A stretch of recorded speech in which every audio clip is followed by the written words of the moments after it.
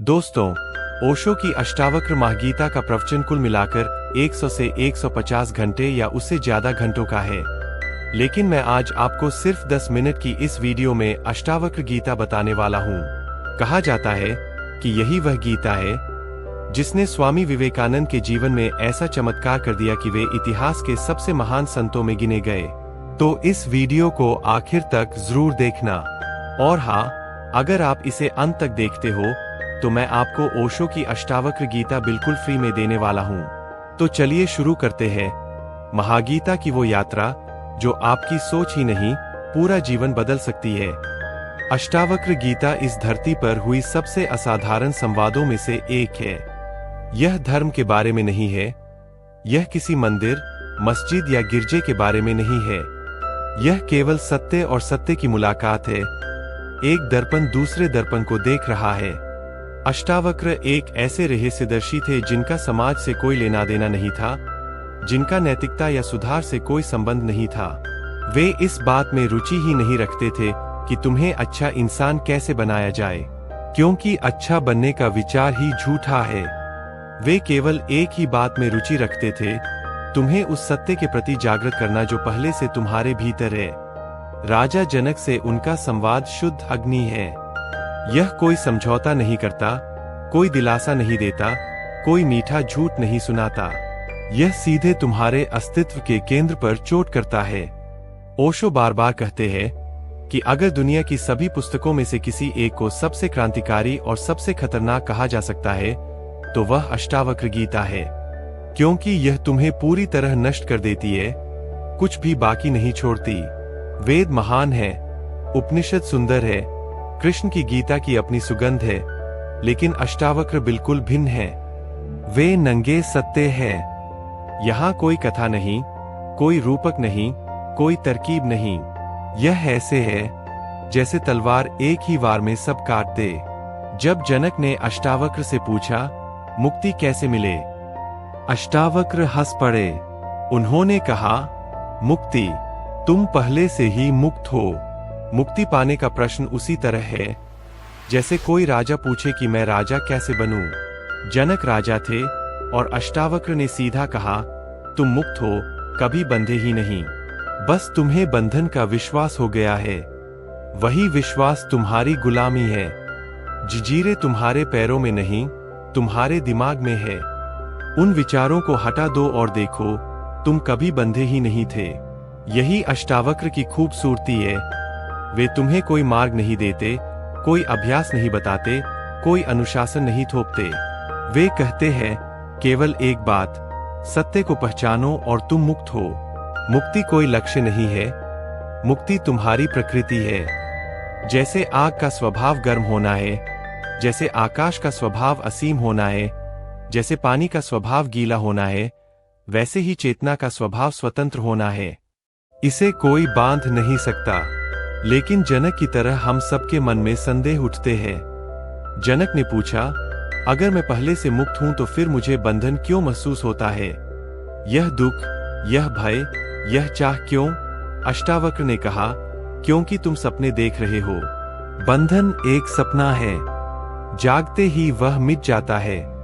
रात को तुम सपने में देख सकते हो कि तुम भिखारी हो, भूखे हो, दुखी हो, और सुबह आँख खुलते ही हंसते हो क्योंकि तुम भिखारी नहीं थे।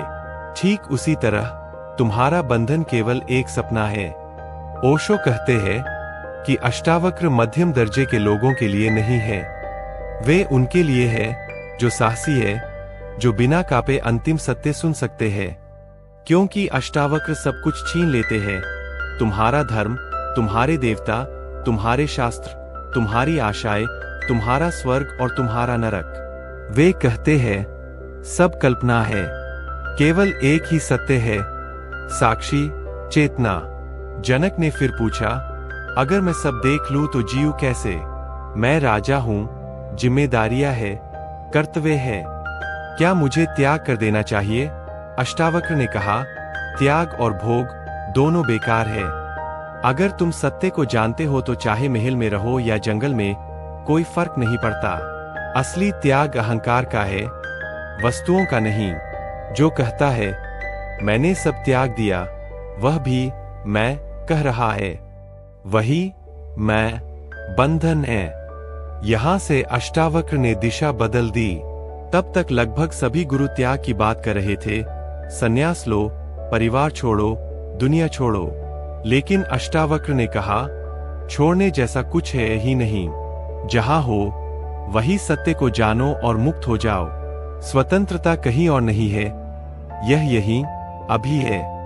यही कारण है कि अष्टावक्र गीता कभी लोकप्रिय नहीं हुई, क्योंकि यह कोई दिलासा नहीं देती, बल्कि तुमसे सब कुछ मांग लेती है, तुम्हारी हिम्मत, तुम्हारी संपूर्णता। इसलिए तुम अष्टावक्र के मंदिर नहीं देखोगे, उनके नाम से कोई बड़ा धर्म नहीं बना।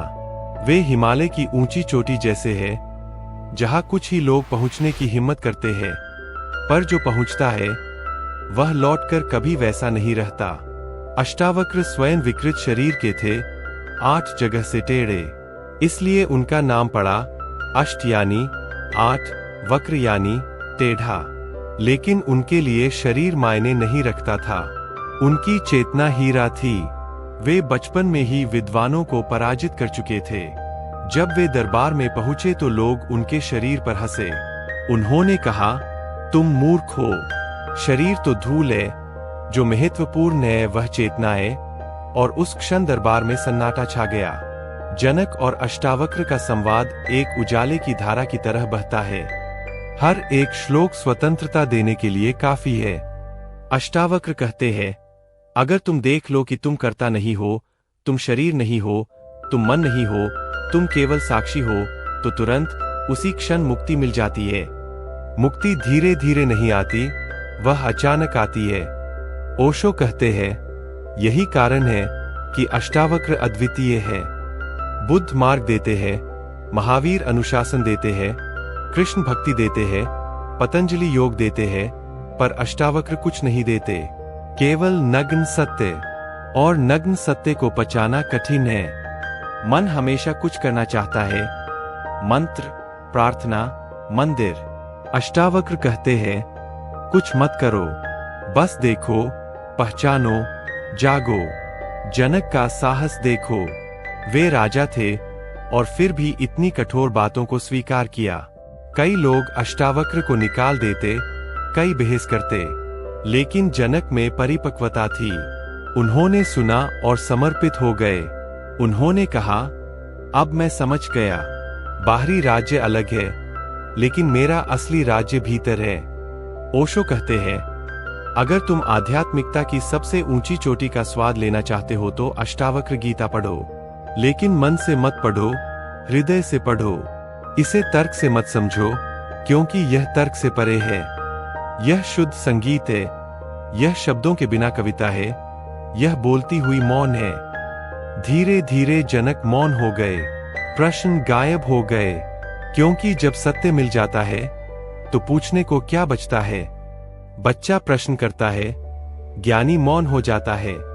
अष्टावक्र की संपूर्ण शिक्षा को एक वाक्य में समेटा जा सकता है, तुम वह नहीं हो जो तुम सोचते हो, तुम वह चेतना हो जिसमें विचार आते जाते हैं। ओशो कहते हैं सबसे बड़ा बंधन है पहचान, शरीर से पहचान, मन से पहचान, नाम से पहचान।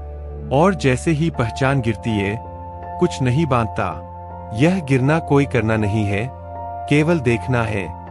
जैसे रात को अंधेरे में रस्सी को सांप समझकर डर जाते हो और दीपक जलते ही देखते हो कि यह रस्सी है, डर गायब हो जाता है। क्या तुमने कुछ किया? नहीं, देखना ही काफी था। अष्टावक्र कहते हैं देखो और तुम मुक्त हो, यही सार है। स्वतंत्रता को अभ्यास नहीं करना, इसे पाना नहीं है। यह तुम्हारी प्रकृति है, केवल जागना है। और ओशो कहते हैं याद रखो, यह जागरण एक क्षण में संभव है। यह समय पर निर्भर नहीं है, यह तुम्हारी तीव्रता पर निर्भर है। अगर तुम सच में तैयार हो, खुले हो, छिपा नहीं रहे, तो अभी इसी क्षण जाग सकते हो। यही अष्टावक्र की शक्ति है, यही उनकी गीता की सुंदरता है।